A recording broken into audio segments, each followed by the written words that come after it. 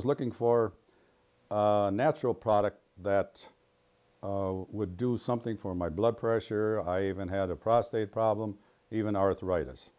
And I noticed when I was on the second bottle, first of all, the first bottle I just drank real haphazardly, and it didn't do much. But when somebody told me take it 3 times a day because it doesn't stay in your body all day and all night and even days at a time, you got to take it every day.